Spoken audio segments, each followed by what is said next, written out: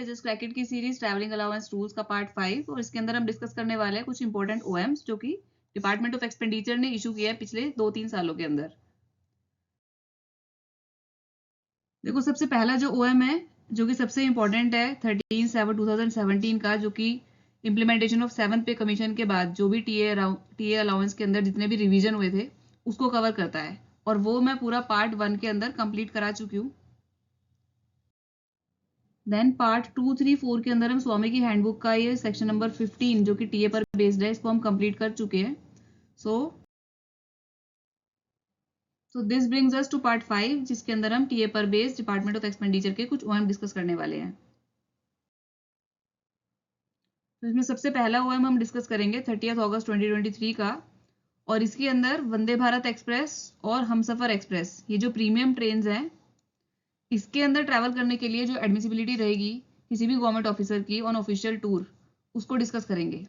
तो सबसे पहले देखो इसके अंदर क्या रेफर किया हुआ है, इन्होंने सबसे पहले रेफर किया है 13 जुलाई 2017 का ओएम जहां पर की ट्रैवल एंटाइटलमेंट्स दी गई हैं जर्नी के लिए।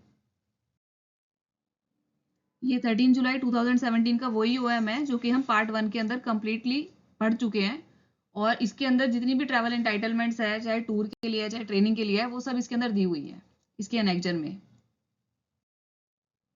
तो इस 30 अगस्त 2023 के ओएम के अंदर बेसिकली ये बताया गया है कि जो सेंट्रल गवर्नमेंट एम्प्लॉयज है टूर, ट्रेनिंग, ट्रांसफर या रिटायरमेंट इन चारों में से किसी भी पर्पस के लिए अगर जर्नी की जाती है तो सारे central government employees are entitled to travel by Vande Bharat express और हमसफर एक्सप्रेस। ठीक है, ये दोनों प्रीमियम ट्रेन हैं। वंदे भारत एक्सप्रेस 2019 में शुरू हुई थी और हमसफर एक्सप्रेस 2016 में स्टार्ट हुई थी। ठीक है, अब इसके अंदर ट्रैवल करने के लिए एंटाइटलमेंट्स क्या रहेंगे वो आगे बताया हुआ है। The travel entitlement in both these trains would be same as that of Shatabdi and Rajdhani respectively as mentioned in para 2A second of this department OM of 13/7/2017।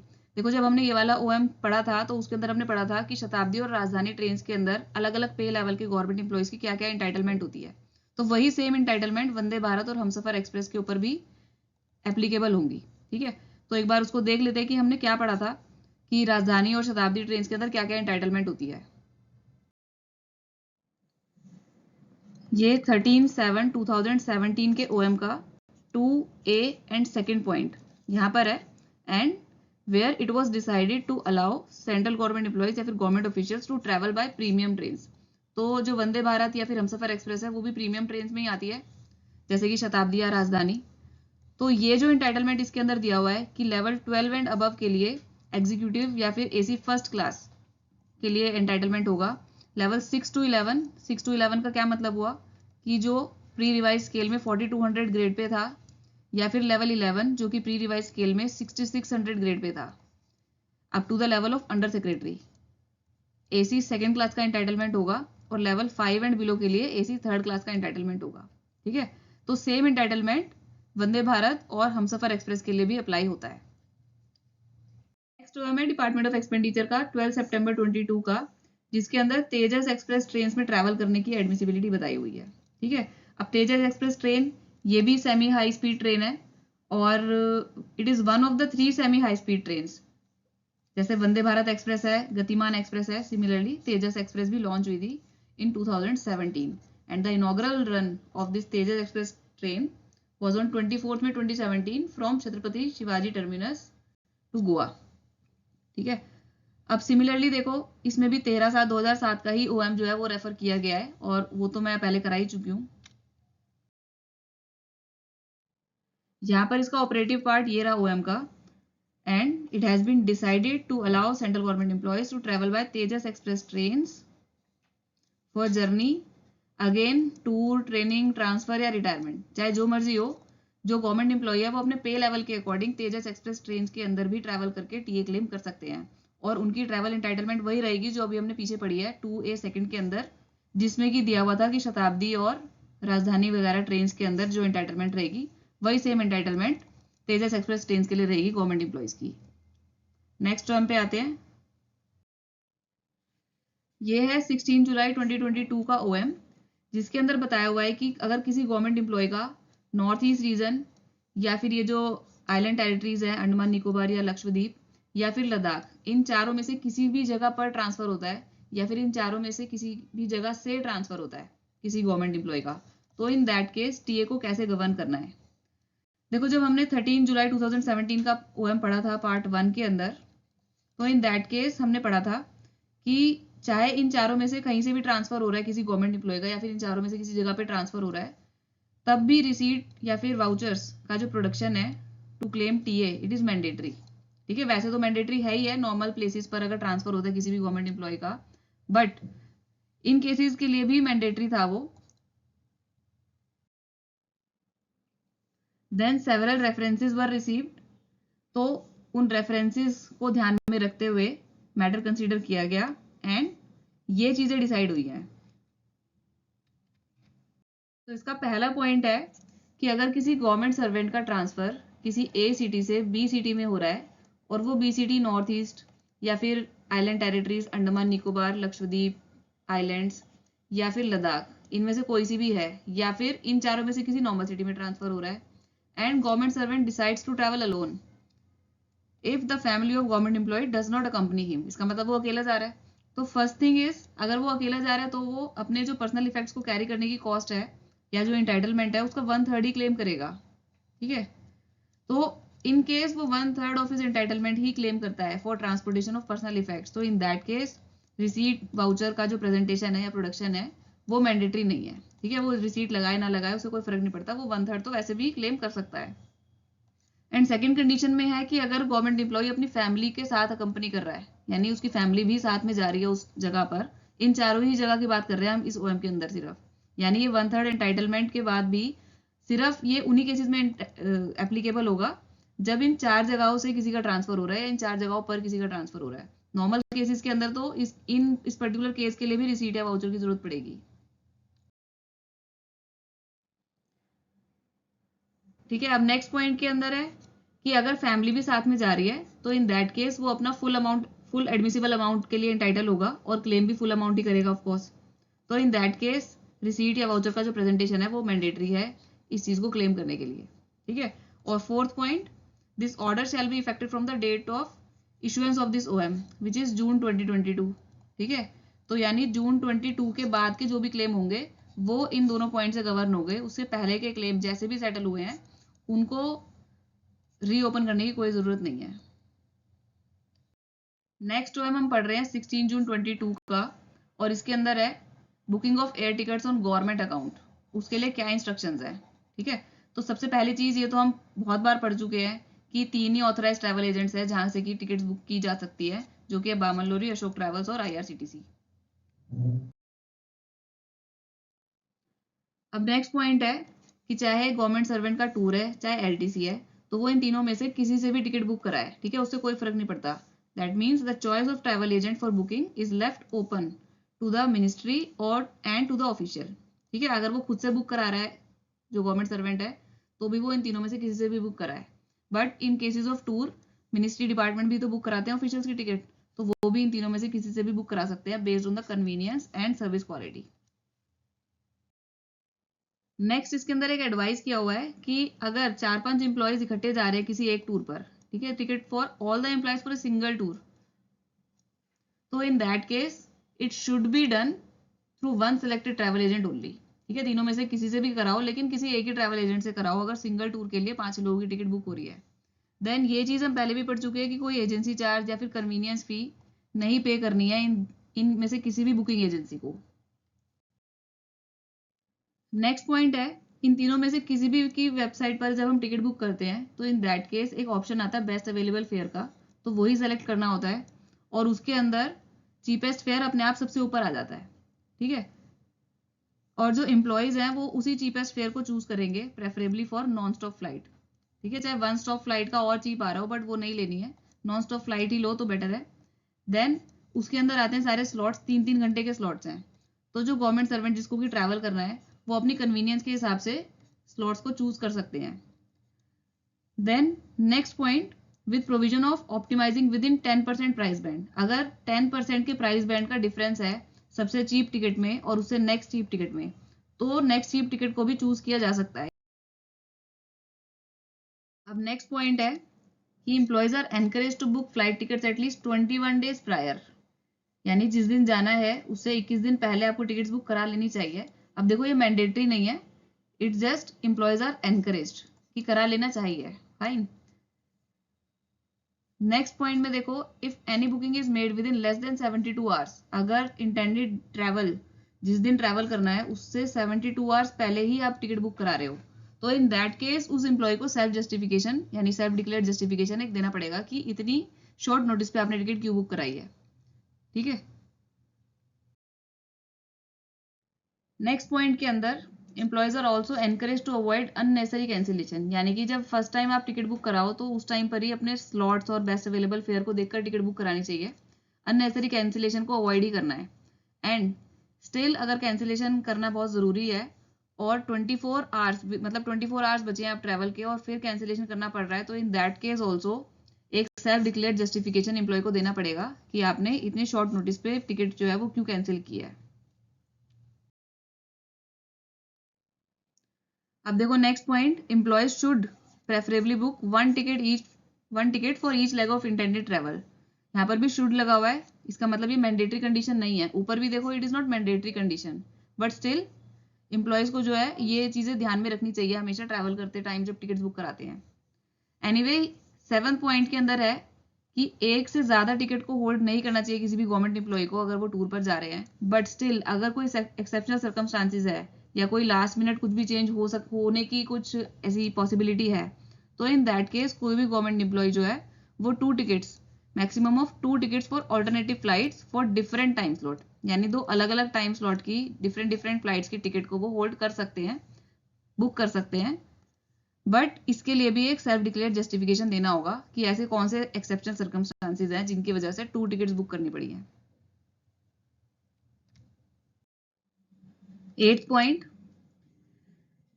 देखो, जो मिनिस्ट्री या डिपार्टमेंट है जो कि टूर को sponsor कर रहे हैं वो भी ट्रैवल एजेंट के थ्रू जो है टिकट बुक कर सकते हैं, बट एम्प्लॉयज खुद भी जो है इन्हीं तीनों वेबसाइट्स पर, इन्हीं तीनों एजेंसीज की वेबसाइट पर खुद से भी टिकट्स बुक कर सकते हैं डिजिटली। और उसके लिए एम्प्लॉयज को अपने गवर्नमेंट आईडी से इनमें से किसी भी एजेंसी से वो रजिस्टर कर सकते हैं एंड देन उसके अंदर वो सारे ऑप्शंस आ जाएंगे बेस्ट अवेलेबल फेयर या फिर चीपेस्ट टिकट्स के, और एम्प्लॉयज खुद से उस टिकट्स को बुक कर सकते हैं, बाद में उसको क्लेम कर सकते हैं। Then next point, ministry department should ensure the availability of sanction budget. Of course जो मिनिस्ट्री डिपार्टमेंट जो सैंक्शन करने वाले हैं टूर का जो रिम्बर्समेंट है, तो वो देखेंगे कि सैंक्शन बजट जो है वो अवेलेबल होना चाहिए इस तरीके की टूर अरेंज करते टाइम। 10th पॉइंट है, in case of unavoidable circumstances, suppose उन तीनों एजेंट्स को छोड़ के किसी और अनऑथराइज ट्रैवल एजेंट से टिकट बुक करानी पड़ गई, तो इन दैट केस रिलैक्सेशन की जरूरत पड़ेगी। तो ये रिलैक्सेशन जो है वो मिनिस्ट्री डिपार्टमेंट्स के अंदर फाइनेंशियल एडवाइजर और सबॉर्डिनेट या अटैच्ड ऑफिस के अंदर HOD, such HOD who is not below the rank of joint secretary. So both these financial advisor and this HOD is authorized to grant relaxation in such cases.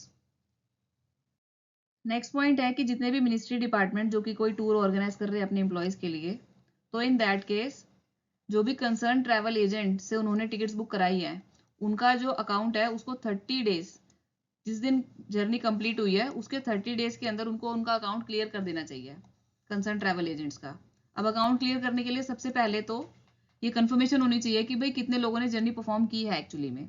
ठीक है, तो इसको ensure करने के लिए employee has to submit a certificate or undertaking in the performer within 72 hours of completion of journey, यानी जो employees ने जर्नी कंप्लीट की है वो विदिन 72 आवर्स एक ये सेल्फ सर्टिफिकेट या फिर एक अंडरटेकिंग दे दे कि उन्होंने जो है जर्नी कंप्लीट कर ली है, और बाद में फिर वो टीए बिल को क्लेम कर सकते हैं। अब उनके पास जर्नी कंप्लीशन का सर्टिफिकेट आ जाएगा तो जो मिनिस्ट्री डिपार्टमेंट है वो कंसर्न ट्रैवल एजेंट के ड्यूज जो है वो क्लियर कर पाएंगे। अब देखो ये ओएम तो आया है जून 22 के अंदर, तो इसके अंदर ये 13 पॉइंट उसी के रेफरेंस से लिखा हुआ है कि 31 अगस्त 2022 तक जितने भी आउटस्टैंडिंग ड्यूज है ट्रैवल एजेंट्स के उन सबको मिनिस्ट्री डिपार्टमेंट क्लियर कर ले, और उसके बाद से ऊपर जो हमने गाइडलाइंस देखी है कि ड्यूज क्लियर करने की, उसके बाद से उस चीज को फॉलो करे। देन 14 पॉइंट है कि no mileage points will be generated against the travel on government account. ठीक है, यानी ट्रैवल अगर गवर्नमेंट अकाउंट से हुआ है तो कोई माइलेज पॉइंट जो है वो जनरेट नहीं होंगे। ये बात हम पहले भी पढ़ चुके हैं कि भाई अगर कोई माइलेज पॉइंट्स हैं तो वो उसका जो बेनिफिट है उसका बेनिफिट गवर्नमेंट को ही मिलना चाहिए, क्योंकि गवर्नमेंट ही स्पॉन्सर कर रही है टूर्स को। 15th पॉइंट है, all ministry departments are directed to ensure strict compliance of this order and to widely circulate. ठीक है, ऐसा कोई इंपॉर्टेंट पॉइंट नहीं है, आगे चलते हैं। हमारा नेक्स्ट ओएम है 6 जनवरी 2022 का, और इसके अंदर रिटायरमेंट के टाइम पे जो सीटीजी मिलता है उसकी एडमिसिबिलिटी के रिगार्डिंग कुछ इंस्ट्रक्शंस हैं। सबसे पहले तो हमने पढ़ा था कि at the time of retirement जो गवर्नमेंट सर्वेंट है, द रिटायरिंग गवर्नमेंट सर्वेंट, वो सपोज ए सिटी में उसका हेडक्वार्टर था जहाँ पर कि वो वर्क कर रहे थे, जहाँ से कि उन्होंने रिटायरमेंट लिया है। उससे ऐसा कोई ज़रूरी नहीं है कि वो अपने होम टाउन जो कि बी सिटी में है वहीं पर जाकर सेटल हुए। गवर्नमेंट सर्वेंट जो रिटायरिंग गवर्नमेंट सर्वेंट है वो किसी सी सिटी में जाके भी सेटल हो सकते हैं, and that place can be other than that declared age home town. ठीक है, तो देखो जैसे टी ऑन ट्रांसफर के टाइम पर सीटीजी मिलता है, सिमिलरली रिटायरमेंट के टाइम पर भी सीटीजी मिलता है, which is composite transfer grant. जब हमने 13/7/2017 वाला ओएम पढ़ा था उसके अंदर हमने पढ़ा था कि ये जो सीटीजी होता है वो अगर 20 किलोमीटर से अबव का डिस्टेंस है इन दोनों में से किसी भी ऑप्शन में, ठीक है, अगर वो सपोज होम टाउन में जाके सेटल होना चाह रहा है गवर्नमेंट एम्प्लॉय और ये 20 किलोमीटर से अबव का डिस्टेंस है ये वाला, तो in that case 80% of basic pay is admissible as CTG, right. और बिलो 20% का था अगर डिस्टेंस, तो in that case 1/3 of CTG is admissible. ठीक है, अब यहाँ पर कुछ एडमिसिबिलिटी जो है वो चेंज की गई है, let us see. The matter has been considered in partial modification of para 4 second A and B of OM 13/7/2017। तो इसको आगे पढ़ने से पहले हम ये देख लेते हैं कि इस पैरा में क्या लिखा था। देखो दिस इज दैट पैरा जो कि ये पीछे रेफर किया हुआ है सीटीजी के बारे में, और जो कि मैं पहले डिस्कस कर भी चुकी हूँ अभी, कि 80% of the last month basic पे एज अ सीटीजी मिलता है अगर चेंज ऑफ स्टेशन इन्वॉल्व है जिसके अंदर की मोर देन 20 किलोमीटर का डिस्टेंस है। ठीक है, और in case of Andaman Nicobar या फिर आइलैंड टेरिटरीज जो दोनों है, अंडमान निकोबार और लक्षद्वीप, तो इन दैट केस 80% की जगह 100% ऑफ लास्ट मंथ बेसिक पे मिलता है। देन यहाँ पर मैं रिवाइज करा देती हूँ कि उस बेसिक पे के अंदर एनपीए या एमएसपी जो है वो इंक्लूडेड नहीं होते हैं। देन पैरा 4 सेकेंड बी के अंदर हमने पढ़ा था कि अगर लेस देन 20 किलोमीटर का ही डिस्टेंस है ओल्ड स्टेशन और नए स्टेशन में, तो in that case 1/3 of CTG admissible होता है। ठीक है, अब ये चीज चेंज कर दी गई है और देखते हैं क्या चेंज हुआ है। चेंज देखो यहाँ पर है कि it has been decided that for the purpose of CTG in respect of central government employee who wishes to settle down. ठीक है, ये सेटल डाउन की बात कर रहे हैं, यानी सिर्फ रिटायरमेंट के लिए बात कर रहे हैं, सिर्फ रिटायरमेंट के लिए जो सीटीजी का एडमिसिबिलिटी है वो चेंज हुई है। ठीक है, तो the composite transfer grant the condition of 20 kilometre from last station of duty is done away with, यानी कि अब अगर रिटायरिंग गवर्नमेंट सर्वेंट किसी ए प्लेस से बी प्लेस पर सेटल हो रहा है after retirement and there is an actual change of residence, तो इन दैट केस चाहे 20 किलोमीटर से कम का भी डिस्टेंस हो तब भी उसको सीटीजी जो है वो पूरा मिलेगा। Full CTG would be admissible, और फुल सीटीजी कितना है in case of normal places it is 80% of the last month basic पे, लेकिन उसके लिए चेंज ऑफ रेजिडेंस होना चाहिए। The employee has to submit a self declaration certificate regarding change of residence। ठीक है, in the prescribed format। इसी OM के अंदर एक prescribed format है जिसको भर के एम्प्लॉय को देना होगा, जिससे कि ये प्रूव होगा कि हाँ उनका रेजिडेंस जो है वो चेंज हुआ है। And again in cases of settlement to and from island territories, तो उसके अंदर है 100%। तो यानी कि अब चाहे 20 किलोमीटर से कम पर वो सेटल हो, चाहे 20 किलोमीटर से ज्यादा पे सेटल हो, if there is an actual change in residence, तो in that case 80% of last basic pay या फिर 100% ऑफ लास्ट बेसिक पे मिलेगा ही मिलेगा as CTG. But this condition is only for retiring employees. अगर नॉर्मल टीए ऑन ट्रांसफर का case हम कर रहे हैं तो उस कंडीशन में 20 किलोमीटर से लेस देन डिस्टेंस अगर होता है और चेंज ऑफ रेजिडेंस होता है तो 1/3 ऑफ सीटीजी ही मिलेगा। Now the next OM is 15 June 2021 का ओएम है, जिसके अंदर time limit for submission of claims for TA on retirement discussed किया गया है। यानी रिटायरमेंट के टाइम पे जो टीए क्लेम करना है उसकी टाइम लिमिट क्या रहेगी सबमिशन की। देखो इससे पहले 13 मार्च 2018 का एक ओएम है जिसके अंदर टाइम लिमिट को रिवाइज किया गया था। पहले टाइम लिमिट थी सबमिशन ऑफ क्लेम्स की 1 ईयर और उससे इसको कम करके 60 डेज कर दिया गया था। ठीक है, एक बार हम इस ओएम को देख लेते हैं, इसका जो ऑपरेटिव पार्ट है। तो ये रहा वो ओएम जहाँ का रेफरेंस पीछे ओएम में दिया हुआ है। और यहाँ पर देखो इट हैज बीन डिसाइडेड, यहाँ से पढ़ते हैं इसको। It has been decided with the approval of competent authority कि जो गवर्नमेंट सर्वेंट का क्लेम है टीए का या फिर डीए का, चाहे वो टूर हो, चाहे ट्रांसफर हो, चाहे ट्रेनिंग हो या फिर रिटायरमेंट की जर्नी हो, उसको फॉरफीट या फिर रेलिंक्विश कर दिया जाएगा अगर 60 डेज के अंदर अंदर उसको क्लेम ना किया जाए। और ये 60 डेज कहाँ से शुरू होते हैं? From the date of completion of journey. ठीक है, जिस दिन जर्नी कंप्लीट हुई है उसके बाद से सक्सीडिंग, ठीक है, उसके बाद से 60 डेज के अंदर अगर क्लेम नहीं हुआ तो it will be deem to have been relinquished. ठीक है, तो हम अपने वापस उसी ओएम पर आते हैं। अब देखो इसी ओएम का रेफरेंस है कि 1 ईयर से 60 डेज पर कर दी गई थी। ऑफ कोर्स इसके बाद कुछ रेफरेंसेस रिसीव हुए जिसके अंदर एक्सटेंशन ऑफ टाइम लिमिट की मांग की गई। ठीक है, तो ये सारी चीजों को ध्यान में रखते हुए the matter was considered and then in partial modification इस टाइम लिमिट को चेंज किया गया 60 डेज से 180 डेज पर। लेकिन ये टाइम लिमिट जो है वो किसके लिए चेंज हुई है? सिर्फ टीए ऑन रिटायरमेंट क्लेम करने के लिए।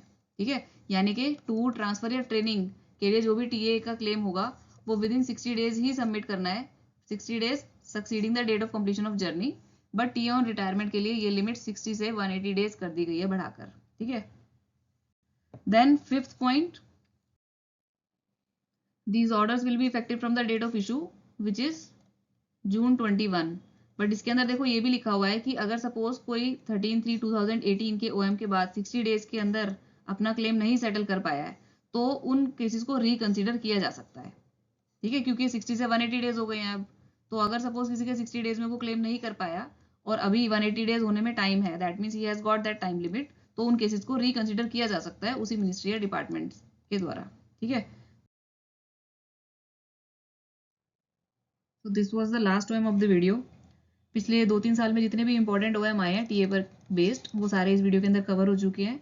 और नेक्स्ट वीडियो के अंदर हम करेंगे कुछ इलस्ट्रेशंस, कुछ एग्जाम्पल्स जिसके अंदर टीए कैलकुलेट करना होगा, जिससे कि अभी तक आपने जितने भी रूल्स पढ़े हैं वो सारे ब्रशअप हो जाएंगे।